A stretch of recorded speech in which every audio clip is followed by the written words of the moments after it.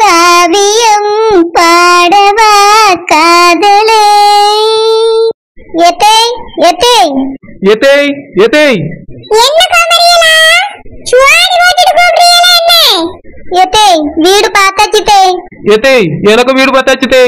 ஓஹோ பார்த்தாச்சு. இந்த வீட்ல ஒரு வேலை செய்யணும்னா மட்டும்தான் முடியாது உங்களுக்கு. தனியா வீடு பார்த்து போய் அங்க வேலை செய்யணும்னா முடியும். எத்தை நாங்க தான் எதுக்காக வெளிய போறோம்னு சொன்னோம்ல. எங்களுக்கு எல்லாரும் கூட ஒண்ணா இருக்கதான் ஆசை. ஆனா சித்தி இங்க இருக்கிறதுனால எங்களால இருக்க முடியாது தே. அதனாலதான் தனி வீடு பார்த்துட்டு போறோம். ஒத்துமையா இருக்கணும்னு நினைக்கிறீங்க. இப்படிதான் தனித்தனியா வீடு பார்த்துட்டு போவாங்களா? எங்களோட கூட இருக்கிறதா உனக்கு பிரச்சனை. நீ அவளும் கூட ஒத்துமையா இருக்க முடியாம தான் தனித்தனி வீடு பார்த்திருக்கீல. எத்தே அது சின்ன சின்னதான வீடு கிடைச்சிருக்கு. பெரிய வீடா கிடைச்சிருந்தா ரெண்டு பேரும் ஒன்னா கூட இருந்திருப்போம். நல்லா இருப்பியா ரெண்டு பேரும்? அங்க போய் கொண்ட முடி சண்டை போட்டுக்கிடுவீங்கன்னா தனித்தனியா வீடு பார்த்திருக்கியா? குமரியலா உங்களுக்கு ஆள் அண்டிரவே கூடாது. ஆத்தா வீட்டுல எப்படி ஒத்தையில கிடந்தீங்களோ அதே மாதிரி என் மவனை மட்டும் கூட்டிட்டு போய் ஒத்தையில வாழணும். பிள்ளை பிறந்தவாது கூட வச்சுக்கிடுவீங்களா இல்ல அதே தனியா கொடுக்கணும் அனுப்பிடுவீங்களா? எத்தை அது எப்படித்தான் அனுப்ப முடியும்? என் பிள்ளை என்ன பிறக்கவே இல்ல. சரோஜா பிள்ளை இப்பதான் பிறந்திருக்கு. நல்ல பெருசாகி உங்களோட ஆசீர்வாதத்தோட தான் கல்யாணம் முடிச்சு அனுப்புவோம்.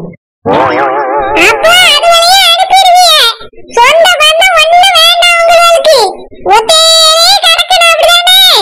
ஏத்தே எனக்கு பொம்பளை பிள்ளை பிறந்தாச்சுன்னா கல்யாணம் முடிச்சு அனுப்பிதானே ஆகணும். அதை யோசிங்க தேய். எதுக்கு தே உங்களுக்கு பிடிச்ச மாதிரி யோசிச்சுட்டு எங்களை ஏசுறிய? நாங்க ஒன்னும் உங்களை பிடிக்காம இந்த வீட்டை விட்டு போகல. ராசாத்தி சித்திங்க இருக்கிறது பிடிக்காம தான் இந்த வீட்டை விட்டு போறோம்.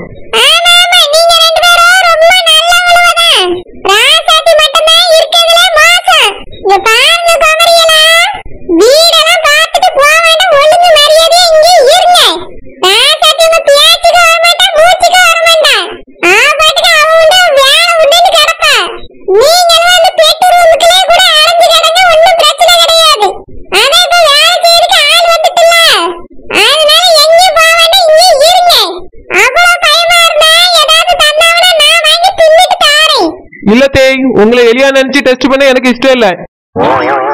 நீங்க நல்லா இருக்கணும் தேய். 100 வயசுக்கு வாழணும். எங்க பிள்ளைகளோட பிள்ளைகள் கல்யாணத்தை நீங்க பாக்கணும் தேய்.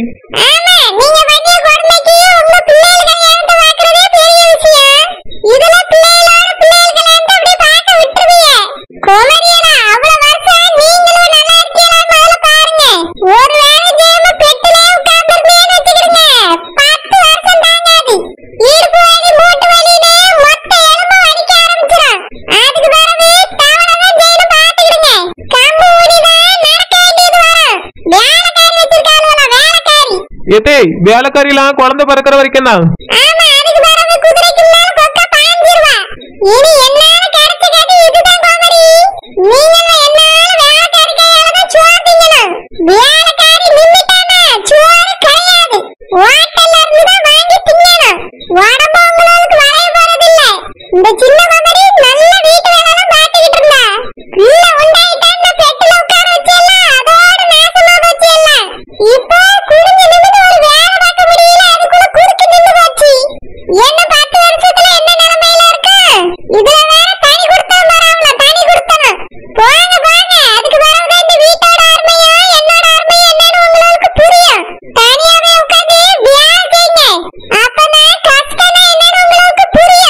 ஏத்தே நான் எதுக்கு தனியா வேலை செய்ய போறேன்?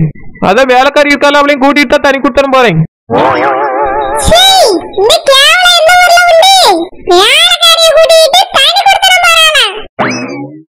ஏத்தே நானே என் புருஷன் தான் போறதே. வேலைக்காரி எங்களுக்கு வேலை செய்யறதுக்கு தான்.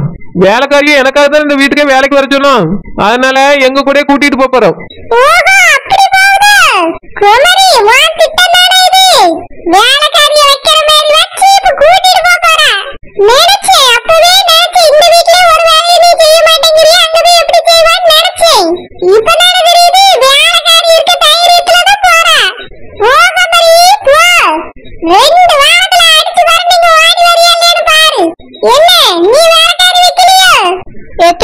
எங்களுக்கு வேலைக்காரிலாம் வேண்டாம், நானே செஞ்சிருவேன் தேய்.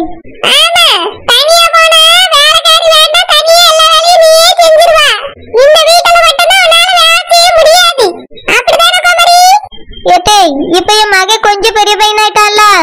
எங்க 2 பேருக்கும் தானே சமைக்கணும்னா ஈஸியா செஞ்சிருவேன் தேய்.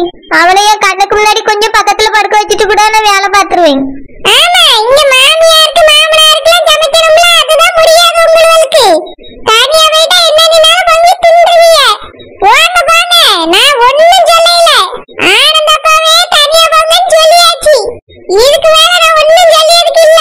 போய் பார்த்தாதான் எங்களோட அருமை என்னன்னு உங்களுக்கு தெரியும். ஏத்தே, நாங்க தனி வீடு பாத்துருக்கோம்ல, அவிய அட்வான்ஸ் கேட்காவத்தே. மாசம் மாசம் வாடகையும் கொடுக்கணுமா? ஆமா, கொடுக்கதானே செய்யணும் கோமரி. வாசில எவன் தருவா? வாசில வீடு நம்மளுக்கு கட்டி வச்சு வாங்கம்மா வாங்கன்னு கூப்பிட்டு தருவாங்கன்னு போனீங்களோ, ரூபா கொடுத்தாதான் வீடு கிடைக்கும். ரூபா உங்களுக்கு நான் தர விட மாட்டேன். நீங்களும் எப்படி தனி கொடுக்கணும் பாருன்னு நானும் பார்த்தேன். ஏத்தே, ஏன் இப்படி பேசுறிய? மாமா தான் எங்களை தனி கொடுத்தனும் போக சொல்லிட்டாவில. ரூபாய் தாங்கத்தே அட்வான்ஸ் கொடுக்கணும் வீட்டுக்கு. அப்புறம் வீட்டு வாடகையும் கரண்ட் பில்லும் மாசம் மாசம் தந்துருங்க. வீட்டுக்கு மளிகை ஜாமான் வந்தோடனே எங்களுக்கு பாதியை அனுப்பி விட்டுருங்க. அப்புறம் எனக்கு வேலைக்காரி வச்சிருக்கேன், அவளுக்கு மாசம் சம்பளம் தந்துருங்க. பிறகு என் புருஷன் வேலை செய்யறதுக்கும் சம்பளம் தந்துருங்க தேய். ஏன்னா நான் மாசமா இருக்கையெல்லாம் நினைச்சதெல்லாம் வாங்கி சாப்பிடணும். ஆசைப்பட்டெல்லாம் சாப்பிடலன்னா வயிற்றுல இருக்க பிள்ளைக்கு நல்லது இல்ல. நீ சொல்ற கணக்கு பார்த்தா உனக்கே மாசத்துக்கு 1 லட்சம் வைக்கணும் போல இருக்கு. இதுல இந்த காமெடி வேற இருக்கா? நீ ஒண்ணு கேட்டா இவ 2 லட்சம் கேப்பா. மாசம் இத்தனை லட்சங்களை செலவு பண்றதுக்கு நம்மளோட குபேர மக்கள் இல்ல. சாதாரண விவசாய குடும்பம் தான். இருக்கத வச்சுதான் சிறப்போட வாழ்ந்துக்கிடணும். நீங்க நினைக்கிற அளவுக்கு நான் ரூபா தர முடியாது. போய் உழைச்சு தின்னுங்க, அப்பதான் உங்களுக்கு புத்தி வரும். ஏத்தே, உழைச்சு திங்கன்னா என்ன சொல்ல வரியா? அப்ப என் புருஷனை வெளியே வேலைக்கு அனுப்புறீங்களா? ஓஹோ, இந்த குடும்பத்துல இருந்தா என் பிள்ளைய பிரிச்சுட்டா, தோட்டத்திலே வேலை செய்ய விடாம பிரிச்சுட்டா மொத்தமா பிரிச்சிடலாம் முடிவு பண்ணிட்டியா? நீங்க தானே இப்ப சொன்னீங்க உழைச்சு தின்னுங்க.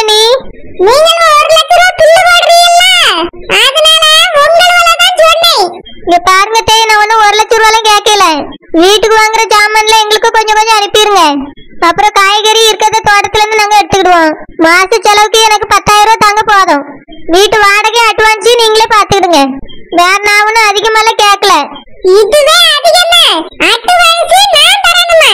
என்னால ஒத்த பைசா கூட தர முடியாது. நீங்களோட தனி வீடு போனோம் தலையில நின்னீங்க. நீங்களோட உங்க அம்மாட்ட இருந்து வாங்கிட்டு வந்து கொடுங்க. உங்க அம்மா பெரிய கோடீஸ்வரி இல்ல, நல்ல தருவாங்க. ஏன்னா அவிய பிள்ளை பத்திரிக்க லட்சணத்துக்கு அவியதான் கொடுக்கணும். இங்க பாருங்க தே, நான் உங்க வீட்டு மருமகதான். எங்க அம்மையில இதுல இருக்காங்க. ஏத்தே, மத்த பேச்ச விடுங்க தேய். நான் இன்னைக்கு அட்வான்ஸ் சாயங்காலம் தாரேன்னு சொல்லிட்டேன். வீட்டை 50,000 தருவியில தர மாட்டீங்களா? 50,000 அந்த வீடுதான் கொஞ்சம் நல்லா இருக்கு தேய். மாசம் 5,000 தான் வாடகை. அதனால வீட்டு வாடகைக்கு நீ மாசம் மாசம் 5,000 தந்துருங்க. இப்ப முதல்ல 50,000 தாங்க, நான் கொண்டு போய் கொடுத்துட்டு வந்துடுறேன்.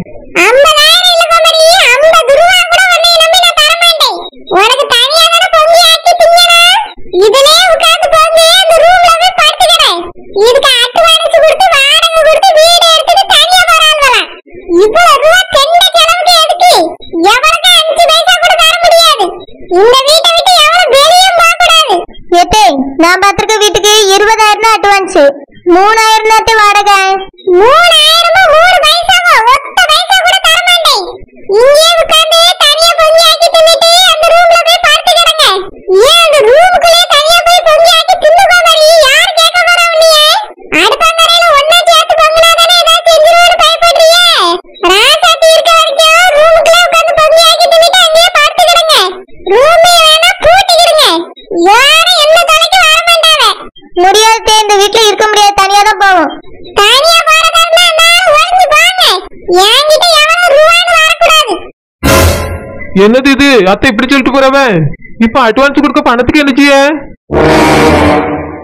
ஆனந்த், இப்ப தனி வீடு அவசியமா? சொன்னா குழந்தை கேட்கவே மாட்டேங்கிறா. சரவம் தானே சொன்ன கேட்கவே மாட்டேங்க. எனக்கு நம்ம வீட்டை விட்டு போறதுக்கு இஷ்டமே இல்ல. அதுவும் அப்பா அம்மா ஒத்தையில விட்டுட்டு போற மாதிரி இருக்கு. ஆமா அண்ணன், அது சரி வராது. ஒரு தடவை தலை தீபாவளிக்கு நம்ம பக்கத்து வீட்டுக்கு போனதுக்கே அம்மாவுக்கு உடம்பு சரியில்லாம போயிட்டு ஞாபகம் இருக்குல்ல. இப்ப என்னடானா தனித்தனியா வீடு பாத்துட்டு வேற சொல்லியாத. அப்பா அம்மாக்கு ஏதாவது ஒண்ணுன்னா என்ன பண்றது அண்ணன்? ஏனே பிள்ளைகளும் அவைய ஏதாவது செஞ்சிருவாளோன்னு பயப்படியாவனே. நம்மளுக்கும் கூட அதை கேட்கும்போது பயமா இருக்குல்ல. பயமா தான் இருக்கு ஆனந்த். ஆனா அப்பா அம்மாவை நினைக்கும் போது அதை விட கஷ்டமா இருக்குல்ல. நான் மட்டும் போனாவது நீ இருந்து பாத்துக்கிடுவா, இல்ல நீ போனா நான் இருந்து பாத்துக்கிடலாம். 2 பேரும் இப்ப போனோம்னு சொல்லியாவ அதான் என்ன பண்றதுன்னே புரியல. ஏனே இந்த ஊருக்குள்ள தானே இருக்க போறோம், தினமும் வந்து அப்பா அம்மா பாத்துக்கிடுவோனே.